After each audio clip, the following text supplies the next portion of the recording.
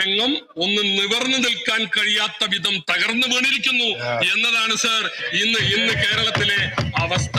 ബഹുമാനപ്പെട്ട മന്ത്രിയെ ഞങ്ങൾ ഒന്ന് ഓർമ്മപ്പെടുത്തുകയാണ്. കപ്പിത്താൻ ഉണ്ടായിട്ട് കാര്യമില്ല, കപ്പൽ മുങ്ങിപ്പോയി. ഈ കപ്പൽ പൊങ്ങൂല, ഈ കപ്പൽ പൊങ്ങാൻ കഴിയാത്ത വിധം മുങ്ങിയിട്ടുണ്ട് എന്നുള്ളതാണ് സർ ഇതിൽ കാണുന്നത്. ഇതേ സമയത്താണ് ഈ ആരിസ് ചെറക്കലിന്റെ വർത്താനം പറയുന്നത്. അതേ സമയത്താണ് കോട്ടയം മെഡിക്കൽ കോളേജിൽ ഒരു കെട്ടിടം പൊളിഞ്ഞു വീണത്.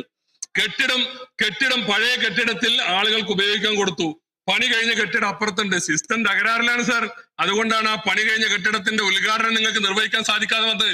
മന്ത്രിമാർക്ക് ഒഴിവില്ലാണ്ട ഉദ്ഘാടനം നിർവഹിക്കാൻ ആ രോഗികളെ അങ്ങോട്ട് മാറ്റാമായിരുന്നില്ലേ? എന്നിട്ട് അവിടെ അന്ന് അത് നോക്കണം, ഒരു പ്രത്യേകമായ കാലത്തിന്റെ പണിയാണ്. ആ സമയത്ത് നിങ്ങളുടെ സാന്നിധ്യം അവിടെ ഉണ്ടാകണം. കോട്ടയം മെഡിക്കൽ കോളേജിൽ മറ്റൊരു മന്ത്രിയും കൂടി ഉണ്ട്. നിങ്ങൾ എന്ത് പ്രഖ്യാപിച്ചു? വീണേന്റെ ചോട്ടൊരു ഒറ്റ ആളില്ല എന്ന് പറഞ്ഞു.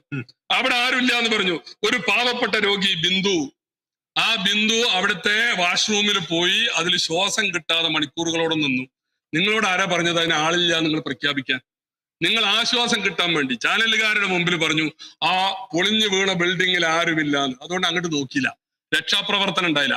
8 മണിക്കൂർ ശ്വാസം കിട്ടാതെ ആ പാവപ്പെട്ട രോഗി മരിച്ചതിന് ഉത്തരം പറയേണ്ടത് ഈ ഗവൺമെന്റ് മന്ത്രിമാരുമാണെന്ന് ഞങ്ങൾക്ക് പറയേണ്ടി വരും സാർ.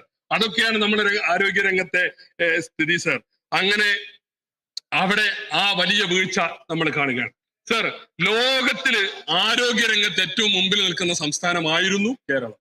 അതിൽ തർക്കമില്ല, ആയിരുന്നു കേരളം. അതെല്ലാരും കൂടി ഉണ്ടാക്കിയതാണ്, വേറെ തവണ വെച്ചിട്ടൊന്നും കാര്യമില്ല. അതിലെല്ലാവരുടെയും പങ്കുണ്ട്. ഇന്നലെ അവിടുന്ന് ബഹുമാനപ്പെട്ട മുഖ്യമന്ത്രി പറഞ്ഞില്ലേ ഏറ്റവും കൂടുതൽ കാലം ഭരിച്ച നിങ്ങളാണെന്ന്, UDF ആണെന്ന്.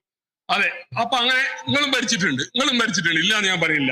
അങ്ങനെയാണ് നമ്മൾ കേരളത്തിലെ ആരോഗ്യരംഗം അന്തർദേശീയ തലത്തിൽ നമുക്ക് വലിയ അംഗീകാരം ഉണ്ടാക്കി തന്നതാണ്. എന്നാൽ ഇന്നത്തെ സ്ഥിതി എന്താണ്? പാടെ തകർന്നു പോയി. ഏറ്റവും മോശപ്പെട്ട ഒരു വകുപ്പായി ആരോഗ്യ വകുപ്പ് മാറുകയാണ് സർ. ഇവിടെ മരുന്നില്ലാത്ത ആശുപത്രികൾ, ഡോക്ടർമാരില്ലാത്ത ആശുപത്രികൾ, ചികിത്സയില്ലാത്ത ആശുപത്രികൾ, പകർച്ചവ്യാധികൾ പടർന്നു പിടിക്കുന്ന ഒരു സംസ്ഥാനം. ഈ സർക്കാർ വന്നിട്ട് പകർച്ചവ്യാധിയിൽ മാത്രം മരണപ്പെട്ടത് 1411 പേരാണെന്ന് ഈ രണ്ടാം പിണറായി സർക്കാർ വന്നിട്ട് പകർച്ചവ്യാധിയിൽ മരണപ്പെട്ടവരുടെ എണ്ണം 1411. ബഹുമാനപ്പെട്ട മന്ത്രിയുടെ തന്നെ മന്ത്രി ഒരു ചോദ്യത്തിനുള്ള ഉത്തരത്തിൽ പറഞ്ഞിട്ടുള്ളതാണ് സർ.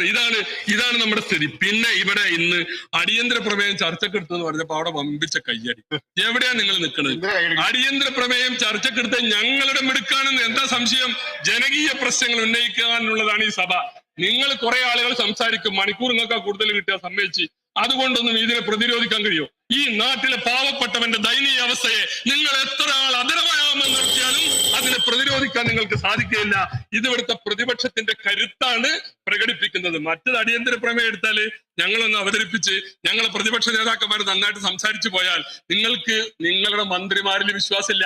സംഗതി എല്ലാം ഭദ്രമാണെങ്കിൽ ഒരു മന്ത്രി മറുപടി അറിഞ്ഞാൽ പോരെ. ഇത് ഈ 2 മണിക്കൂർ എല്ലാവരെ കൊണ്ടും ചർച്ച ചെയ്യിക്കുന്നത് നിങ്ങൾക്കതിൽ വിശ്വാസമില്ലാഞ്ഞിട്ടാണ്. പിന്നെ ഞങ്ങളുടെ ആവശ്യം തന്നെ എന്താ? സഭ